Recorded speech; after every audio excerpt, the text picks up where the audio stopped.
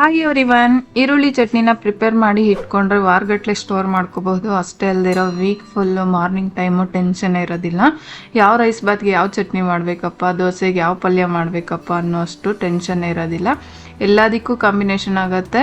ಹಾಗೆ white rice ಜೊತೆಗಂತೂ ಚೂರು ಚಟ್ನಿ ಹಾಕ್ಕೊಂಡು ಸ್ವಲ್ಪ ತುಪ್ಪ ಹಾಕ್ಕೊಂಡು ತಿಂದರೆ ಸ್ವರ್ಗನೇ ಕಾಣುತ್ತೆ. ಅಷ್ಟೊಂದು ರುಚಿಯಾಗಿರುತ್ತೆ ಈ ಚಟ್ನಿ. ಹಾಗಾದರೆ ಪ್ರಿಪೇರ್ ಮಾಡೋದು ಯಾವ ಥರ ಅಂತ ನೋಡೋಣ. ಅದಕ್ಕೂ ಮುಂಚೆ ನಮ್ಮ ಚಾನಲ್ನ ಸಮಸ್ತ ವೀಕ್ಷಕರಿಗೆ ಮತ್ತೊಮ್ಮೆ ಸ್ವಾಗತ.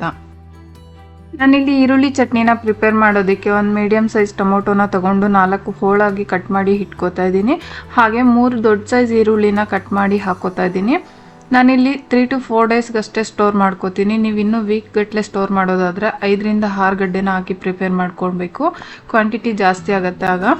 ಈಗ ಒಂದು ಕಡಾಯಿಗೆ ಸ್ವಲ್ಪ ಎಣ್ಣೆನ ಹಾಕ್ಕೊಂಡು ಬಿಸಿ ಆದಮೇಲೆ ಸಾಸಿವೆ, 8 ರಿಂದ 10 ಮೆಂತ್ಯಕಾಳು, ಹಾಗೆ 1 ಟೀ ಸ್ಪೂನ್ ಆಗೋಷ್ಟು ಜೀರಿಗೆನ ಹಾಕಿ ಫ್ರೈ ಮಾಡ್ಕೋಬೇಕು. ಇದಿಷ್ಟು ಒಳ್ಳೆ ಘಮ ಬರೋಕ್ಕೆ ಸ್ಟಾರ್ಟ್ ಆದಾಗ ಕಲರ್ಗೋಸ್ಕರ 3 ಬ್ಯಾಡಗಿ ಮೆಣಸಿನ್ಕಾಯಿ, 8 ರಿಂದ 10 ಗುಂಟೂರು ಮೆಣಸಿನ್ಕಾಯಿನ ಹಾಕಿ ಫ್ರೈ ಮಾಡ್ಕೋತಾ ಇದ್ದೀನಿ. ನೀವು ಬೇಕಿದ್ರೆ ಮಣ್ಣು ಕಟ್ಟಿದ ಮೆಣಸಿನ್ಕಾಯಿ ಸಹ ಯೂಸ್ ಮಾಡ್ಕೋಬೋದು. ನಾನೀಗ ಇದನ್ನು ಒಂದು ಮಿಕ್ಸರ್ ಜಾರ್ಗೆ ಟ್ರಾನ್ಸ್ಫರ್ ಮಾಡಿ ಇಟ್ಕೋತಾ ಇದ್ದೀನಿ. ಈಗ ಅದೇ ಕಡಾಯಿಗೆ ಮತ್ತೆ ಸ್ವಲ್ಪ ಎಣ್ಣೆ ಹಾಕ್ಕೊಂಡು ಕಟ್ ಮಾಡಿರೋ ಅಷ್ಟು ಈರುಳ್ಳಿನ ಹಾಕಿ ಲೈಟಾಗಿ ಫ್ರೈ ಮಾಡ್ಕೋಬೇಕು. ಈಗ ಇದಕ್ಕೇನೆ ಕಟ್ ಮಾಡಿರೋ ಟೊಮೊಟೊನ ಹಾಕ್ಕೊಬೇಕು. ಟೊಮೊಟೊ ಹಾಕಿದ್ದಾದ್ಮೇಲೆ ಅದ್ರ ಜೊತೆಗೆ ಅರ್ಧ ಸೈಜ್ ನಿಂಬೆಹಣ್ಣು ಗಾತ್ರದಷ್ಟು ಹುಣಸೆ ಹಣ್ಣನ್ನು ಹಾಕ್ಕೊಂಡು ಚೆನ್ನಾಗಿ ಮಿಕ್ಸ್ ಮಾಡಿ ಫ್ರೈ ಮಾಡ್ಕೋಬೇಕು. ಈರುಳ್ಳಿ ಪೂರ್ತಿಯಾಗಿ ಮೆತ್ತಗಾಗಬೇಕು, ಹಾಗಂತ ಗೋಲ್ಡನ್ ಬ್ರೌನ್ ಕಲರ್ ಬರೋ ಅವಶ್ಯಕತೆ ಏನಿಲ್ಲ. ಇಷ್ಟಾದರೆ ಸಾಕಾಗತ್ತೆ. ಈಗ ಇದನ್ನು ತಣಿಯೋದಕ್ಕೆ ಬಿಡಬೇಕು. ಈ ತಣಿಯೋಷ್ಟರಲ್ಲಿ ಆಗಲೇ ಮಿಕ್ಸರ್ ಜಾರ್ಗೆ ಹಾಕ್ಕೊಂಡಿದ್ರ ಜೊತೆಗೆ ರುಚಿಗೆ ತಕ್ಕಷ್ಟು ಉಪ್ಪು ಹಾಕಿ ಪುಡಿ ಮಾಡ್ಕೋಬೇಕಾಗತ್ತೆ.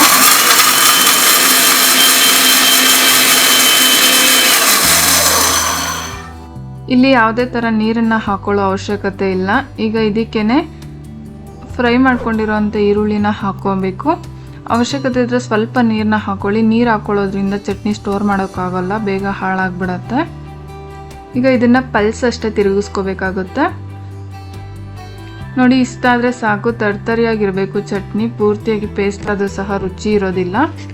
ಈಗ ಇದಕ್ಕೆ ಒಗ್ಗರಣೆ ಮಾಡೋದಕ್ಕೆ ಕಡಾಯಿಗೆ ಸ್ವಲ್ಪ ಎಣ್ಣೆ ಹಾಕಿ ಸಾಸಿವೆ, ಜೀರಿಗೆ, 1/2 ಟೀ ಸ್ಪೂನ್ ಆಗೋಷ್ಟು ಉದ್ದಿನಬೇಳೆ, ಕಡಲೆಬೇಳೆ ಹಾಕಿ ಲೈಟಾಗಿ ಫ್ರೈ ಮಾಡ್ಕೋತಾ ಇದ್ದೀನಿ.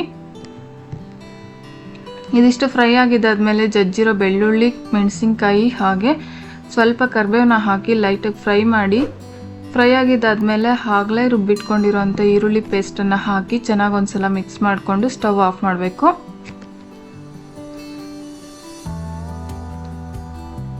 ನೋಡಿ, ಚಟ್ನಿ ಕಲರ್ ನೋಡ್ತಾ ಇದ್ರೇ ಬಾಯಲ್ಲಿ ನೀರು ಬರುತ್ತೆ, ಅಷ್ಟೊಂದು ರುಚಿಯಾಗಿರುತ್ತೆ ಈ ಚಟ್ನಿ.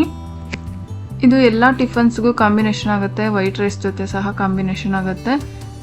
ನಾನು ಮಾಡಿರೋ ಈ ರೆಸಿಪಿ ನಿಮಗೂ ಇಷ್ಟ ಆದರೆ ನೀವು ಕೂಡ ಒಂದ್ಸಲ ಟ್ರೈ ಮಾಡಿ ಹೇಗೆ ಬಂತು ಅಂತ ಕಮೆಂಟ್ ಮಾಡಿ. ಫ್ರೆಂಡ್ಸ್ ಆ್ಯಂಡ್ ಫ್ಯಾಮಿಲಿಗೆ ಶೇರ್ ಮಾಡಿ. ಇನ್ನಷ್ಟು ಈಸಿ ರೆಸಿಪೀಸ್ಗೋಸ್ಕರ ನಮ್ಮ ಚಾನಲನ್ನು ಸಬ್ಸ್ಕ್ರೈಬ್ ಮಾಡಿ. Thank you for watching.